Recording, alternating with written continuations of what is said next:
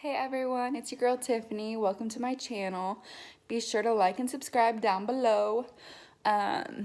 So today I want to talk a little bit about hip dips. Oh yeah, and keep in mind that I just got done running a mile.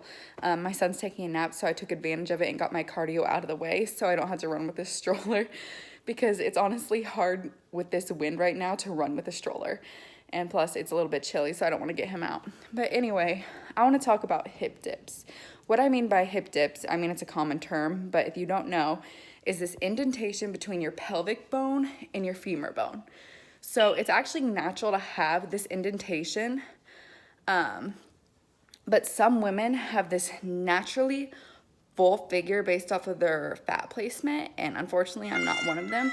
So I'm trying to work really hard to lift the booty and grow my actual outer glute in order to strive for this image of a fuller figure, because my fat placement is in my thigh and my cheeks, like it's not up here in my hips. So yeah, I'm gonna be showing you a few workouts that I like to do to try and target those outer glutes. And I want you to keep in mind that I am no personal trainer. I am not qualified. I'm not certified. I'm just showing you based off of videos that I've seen and research that I've done. Now, I am trying to become a physical therapist. I'm in the progress of it right now. So over the years, you're gonna see better form. You're gonna see me giving more knowledge. I'm gonna be more knowledgeable in general just because I'll understand the way my body works. But for now, I'm just gonna give you a basis and show you what I like to do. So let's begin. Hey everyone, so the first exercise I'm gonna be showing you is called the rainbow. So what you're gonna do is you're gonna start with your right leg over here crossed over your left leg where you're touching the ground, and you're gonna go up and over and touch like you're forming a rainbow. So it's gonna be the shape of a rainbow, and then back, touch, up, touch, back, touch, up, touch. Now where I feel the burn the most would be right in here. Like I said, I'm not a personal trainer, so I can't exactly tell you everything about your body and where you're supposed to feel the burn. But then you're gonna alternate and you're gonna go to the other side. I would say start with 15 on each side.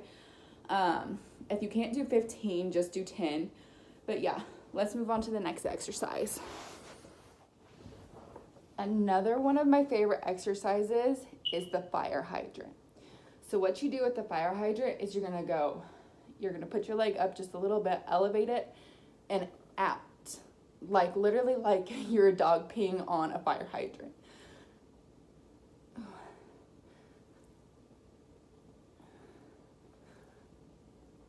Now those are gonna really burn your outer hips. So if you're a beginner, it might be a little hard to do. So you can start out with a set of 10, or I like to do a set of 15 because that's like the easiest for me to do. Going beyond 15 really like kind of kills my body and I start to go, oh, yeah. So alternate both sides and do 15 or 10 on each side, and we're gonna move on to the next exercise. Okay, so this next exercise I'm about to show you is probably one of my favorite ones, especially doing it right after fire hydrants. Fire hydrants tend to wear me out a lot because I have this habit of not breathing while I'm doing the exercises. Yeah, don't do that. I recommend not doing that. You're supposed to focus on your breathing in and out and all that stuff. I'm still working on that, you guys. But so after the fire hydrants, I like to do what is called the clam shell. You don't have to have a resistance band to do this. I do because it's an extra heavy resistance band. I love having that extra resistance to give that extra pull because I really feel like it's doing something. Not having this gym has kind of been taking a toll on me because I don't have my heavy lifting equipment and stuff. So I've been improvising with what I have. And so these resistant bands will have to do. So to do the clamshell, all you do is open, and I like to hold it for about 5 seconds just to get that extra burn.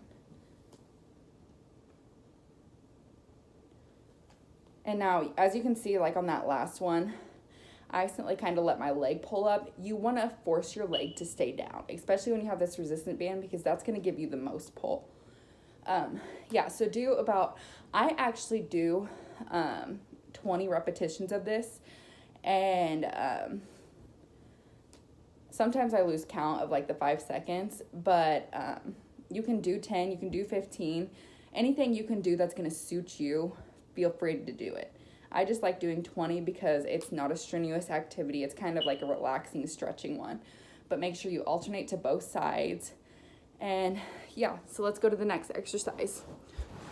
Okay, the last and final exercise that I'm about to show you guys, I am improvising like no other. I am a big fan of doing hip thrust.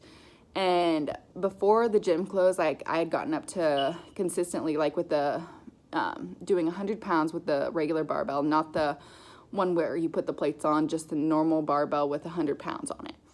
And my booty had been growing like no other. And I'd actually been doing where elevated hip thrust, I think that's what it's called. Don't count me on my word. It's where you put your back on some kind of bench and you thrust upward. This one, I'm just going to be laying on the ground doing a regular hip thrust because, I mean, basics, we only can do what we can do with the gyms being closed. So, again, I use the resistance band because it gives that extra. It just gives that extra pull in there, and I need that because I miss my weights. And I'm also going to be using baby detergent. Yep. This is my weight because I don't have any weights. This is what I use to do my hip thrust. So I put it on my hip right like this and up, and make sure you're really pulling your glutes together. That's where you're going to feel the burn. You have to squeeze them and down and up, squeeze, down, up, squeeze, down, up, squeeze, down, up, squeeze, down. I also do 20 of those too, just because I'm really trying to grow the booty. And unfortunately, most of this toning stuff, it actually is going to make my butt smaller first before it eventually grows, because I do have a lot of fat in my cheeks and fat in my thighs. So these exercises are more toning than growing, but they are going to help lift your booty and give you a more full appearance in the long run. So you just have to bear with it. Right now I'm on a cut, so I'm trying to lose some weight. And because honestly, I'm 235 pounds, and yeah, people say it might look good on me. And yeah, my boyfriend thinks it looks good on me, but I'm not healthy. I'm probably running 12-minute miles.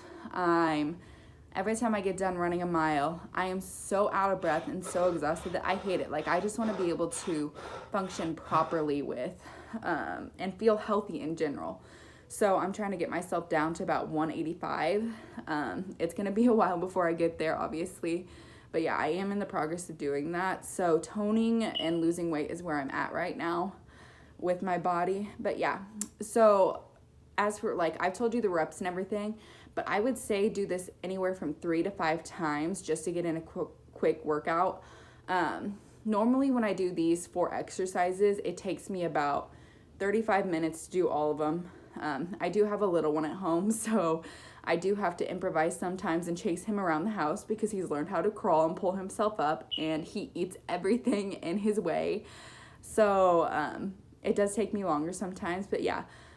Leave some feedback. Tell me in the comments below what you liked about it, or if there's anything that you think I can improve on myself, or if my form needs to be better, just shoot me a comment. Also, you can follow me on Instagram. It's at trenfro_12. Yeah, so be sure to like and subscribe to my page, and I hope you guys enjoyed. Yeah, have a good day.